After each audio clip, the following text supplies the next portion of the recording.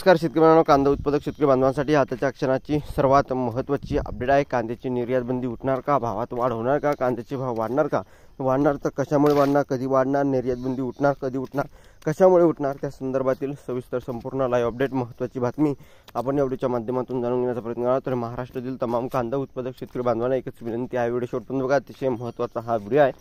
Video जर आवडला तर नक्कीच लाईक करा, चॅनल तुम्ही नसाल तर हवामान आपल्या यूट्यूब चॅनलला सबस्क्राईब करून जाऊ, बेल आयकॉन म्हणजे घंटा असू नका, जेणेकरून माझ्याकडून नोटिफिकेशन तुमच्यापर्यंत सर्वात अगोदर पोहोचत असते। चला तर मित्रांनो, व्हिडिओला सुरुवात करतो आहे। काय त्या संदर्भातील सविस्तर महत्त्वाची बातमी करू शकता। केंद्रीय अधिकाऱ्यांच्या पथकाकडून लासलगाव बाजार समितीत अचानक भेट, कांदा निर्यात बंदी उठेल त्या संदर्भातील केंद्र सरकारच्या 4 वरिष्ठ अधिकाऱ्यांच्या पथकाने मंगळवारी लासलगाव बाजार समितीत अचानक भेट देत तेथील लिलाव व विक्री प्रक्रियेची पाहणी केली।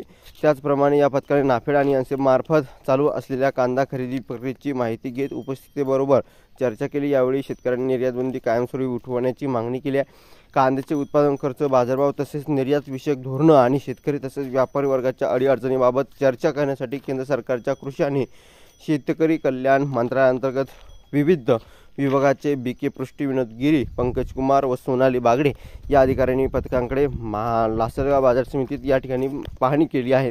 त्यावेळी शेतकरी व व्यापाऱ्यांशी चर्चा केली आहे। शेतकऱ्यांनी कांद्यावरील निर्यात बंदी कायमची उठवावी जोरदार मागणी पथकाकडे केली।